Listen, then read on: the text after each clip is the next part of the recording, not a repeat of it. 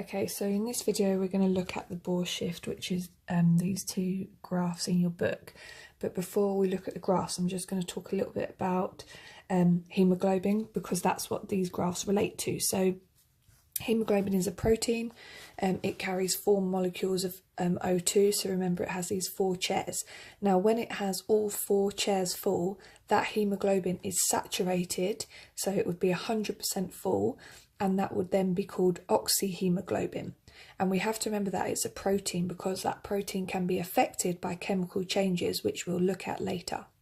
So if, for example, the hemoglobin was in the blood and it enters into the lungs, and it is then in the capillary that surrounds the alveoli, it becomes saturated because of its affinity with oxygen. So when it has a low partial pressure of O2 in the hemoglobin, so let's say these ones here have maybe 1 molecule of O2, it would have a low partial pressure, whereas the high partial pressure in the alveoli, where there are more molecules of oxygen, means that the affinity for oxygen that the hemoglobin have here is high, and so they're more likely to take on the oxygen and then become saturated or turn into oxyhemoglobin.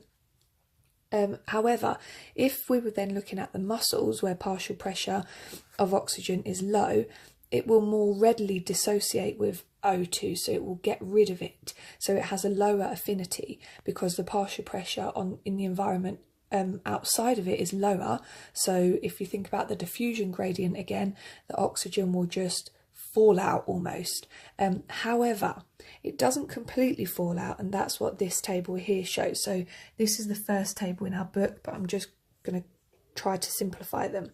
So these tables show the oxyhemoglobin dissociation curve, or the way I remember it is its ability to grip onto O2. So if we look at the first graph, so this axis here is showing the percentage saturation of hemoglobin, so that means how full up is it, and this axis here is showing the partial pressure of oxygen at different points in the body. Now this line, the red line, shows the association between those two things. So if we look at the lungs, when the lungs have 100% of oxygen, so they've got partial pressure of O2, that's very high, then the hemoglobin will be completely saturated and it will not lose its grip of oxygen, so it will not let go of it. Therefore it remains 100% saturated, because the partial pressure on the other side is not higher than what it has, so its partial pressure. Whereas if we look at the tissues, now this is at rest, so we are resting, and we have to consider what that means in terms of the chemical responses in our cells, etc., and the partial pressures. So if we look at this tissue and we consider that this is a muscle tissue, and we say that at rest, when the partial pressure is at this point, then the hemoglobin will actually release some of its oxygen, but not all of it.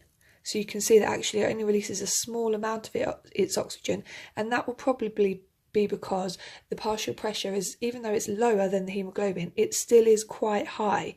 So remember the diffusion gradients and the way the gas molecules spread out. So if there is still quite a reasonably high partial pressure, it won't dissociate too quickly, and therefore it only lets go of some of its oxygen molecules. So just points to remember. At the lungs, the hemoglobin will be 100% saturated. At the tissue, aka the muscle cells, there is a slightly lower partial pressure than in the hemoglobin, and therefore this figure that's in the book, that it tells us the hemoglobin would be 75% saturated, which means it's given out 25% of its oxygen, or it's lost grip of 25% of its oxygen. So therefore the hemoglobin actually returns to the lungs still with some oxygen in it. Whereas during exercise, we know that changes. So this is the first line the graph in the book shows us, this smaller one, and that is because it is telling us that during exercise, we know oxygen is being used up to produce energy, and therefore there is a lower partial pressure of O2. And what this graph is telling us, that, as a matter of fact, we know this, when there is a lower partial pressure hemoglobin will more readily dissociate or will have a lower affinity with oxygen, and therefore it will give more of its oxygen. It will lose the grip of more of its oxygen, and therefore that oxygen is more readily available within the muscle cells to produce energy. So this helps us in exercise. However, the Bohr shift says that actually this red line actually shifts to the right because of several different things. Now, when this line shifts to the right, that reduces the grip of this protein, hemoglobin, on reduces the grip of keeping the oxygen.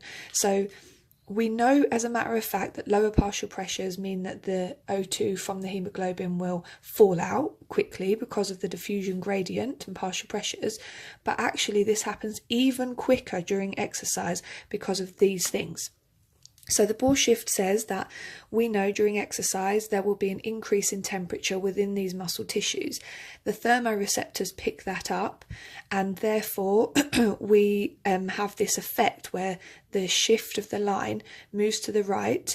In addition to the temperature, that's also because of an increase in production of CO2, which the chemoreceptors will pick up, and an increase in production of lactic acid and carbonic acid, which links back to our energy systems at A2. So remember where these come from with our energy systems. Now, because of these three effects, the protein hemoglobin now has a lower affinity, and therefore there is a greater rate of dissociation, so more of the O2 is available for the muscle tissues. Now, the way to understand it, which the book doesn't really show, and I've drawn it here, is this. Come back to our partial pressures. So this axis is obviously showing our partial pressures. We know during exercise with a lower partial pressure, the oxygen in the hemoglobin will be less, so there will be less saturation of O2 in the hemoglobin, which this axis shows, and we can remember that by this short line here. However, the Bohr shift says that because of these things, the line shifts to the right, and therefore, if we were to look at this line in the tissues, the partial pressure, so at the same value partial pressure in the tissues during rest, the hemoglobin would only release some of its oxygen, so that it would be slightly less saturated, but for the same value at exercise it would be way less saturated, because these issues here cause the protein hemoglobin to lose its grip or have a lower affinity of O2 during this environment. Therefore, the same partial pressure, there is a lower saturation of oxyhemoglobin, so less oxygen in the hemoglobin, or lower affinity, and therefore more ready to go to the tissues to produce energy. Any questions, let me know.